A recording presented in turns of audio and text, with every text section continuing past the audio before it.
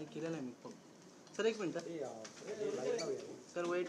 निवडणुकीला सुरुवात झालेली आहे तर शाळेवरून आरोप होत आहे जी शाळी लावली जाते मालकाच्या सहाय्याने ती तात्काळ शोधली जाते आणि अनेक व्हिडिओ देखील समोर आलेले महापालिका आयुक्तांनी चौकशीचे आदेश दिले.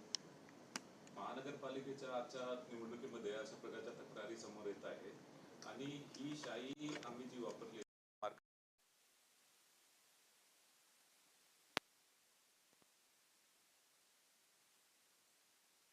आयोगाने जो इंडेलिबल इंक वापरला आहे तोच इंडेलिबल इंक आहे, त्याच्यामध्ये कुठलाही दुसरा घटक नाही आहे. आणि याशिवाय मार्कर पेनच्या स्वरूपात राज्य निवडणूक आयोग हे मार्कर पेन 2011 पासून वापरत आहे. त्यामध्ये फक्त ही शाई एकदा लावल्यानंतर बोटाच्या तर्जनीला लावल्यानंतर त्याला सुकण्यासाठी साधारणतः 10 ते 12 सेकंड लागतात आणि हे 10 ते 12 सेकंड मतदार त्या मतदान केंद्रामध्येच असतो आणि त्याच्यामुळे एकदा ही शाई ड्राय झाल्यानंतर ती कुठल्या प्रकारे काढता येत नाही.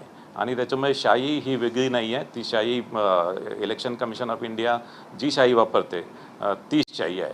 आणि एखादा मतदार मतदान केल्यानंतर पुन्हा मतदान जर करायला आला तर त्यामध्ये मतदानाचा जो मतदान केंद्राचा जो केंद्राध्यक्ष आहे, प्रिसाइडिंग ऑफिसर आहे, त्याच्यावर नक्कीच कारवाई करायची. शाई जी आहे ती याआधी कुठल्या निवडणुकीमध्ये वापरली गेली होती का? कारण संभ्रम आहे, काही राजकीय नेते असं म्हणतात की याच वेळी हा सगळा प्रकार जो आहे तो उघड होतोय, त्याला काही स्पष्टीकरण द्या. हा ॲक्च्युली संभ्रम पसरवला जात आहे आणि ही शाई 2011 पासून आम्ही वापरत आहे.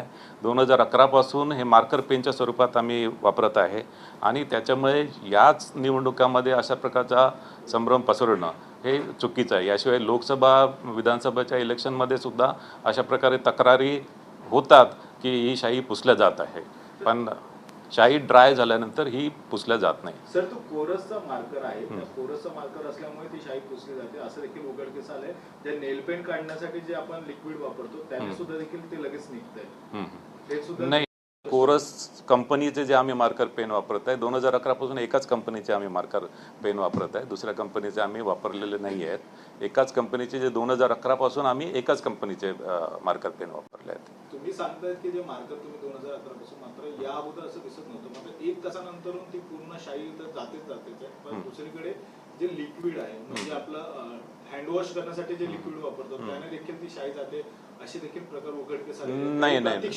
नाही, हे सुद्धा चुकीचं आहे. माझ्या ऑफिसमधल्या सर्व कर्मचाऱ्यांनी मतदान केलेलं आहे, आमच्या सचिव साहेबांनी पण मतदान केलेलं आहे आणि त्यांची शाई टिकून आहे, ती पुसल्या गेलेली नाही आहे. हे जे काही प्रकार समोर आला त्याच्यामध्ये दुबार मतदान आहे, ज्याची इतर आणखी यादीमध्ये ज्यांची नाव आहेत त्याच्यासाठी फायदा होऊन निवडणुकीत गैरप्रकार होऊ शकतात असं एक आता भीती व्यक्त केली जाते. नाही, हे चुकीचं आहे. दुबार मतदार आहेत, दुबार मतदारांची पूर्ण ओळख पटल्याशिवाय त्यांना मतदान करू दिलं जात नाही. आणि इथे मुंबई महापालिकेमध्ये दुबार मतदारांना 2 ओळखपत्र मागितलं जात आहे आणि तिथे मतदान कक्षामध्ये मतदान प्रतिनिधी आहेत, जे उमेदवारांचे प्रतिनिधी आहेत आणि उमेदवारांचे प्रतिनिधी त्या मतदार संघामधलेच आहे, त्या प्रभागामधलेच आहे.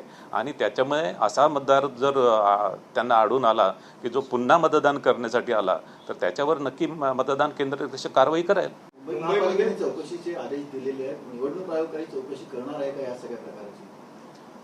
या संदर्भात आता आम्ही पण चौकशी करू, पण आमचा हाच दावा आहे की ही शाई जी आहे ती शाई 2011 पासून जी आम्ही शाई वापरतोय ती शाई आहे, त्याच कंपनीचा मार्कर पेन आहे आणि त्याच्यामुळे याच निवडणुकीमध्ये अशा प्रकारचं जे फेक नॅरेटिव्ह पसरलं जात आहे.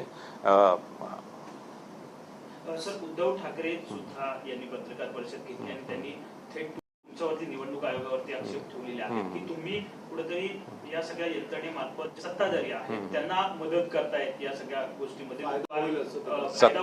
सत्ताधारींना मदत करण्याचा कुठला प्रश्नच उद्भवत नाही आणि निवडणूक आयोग ही निपक्षच काम करत आहे.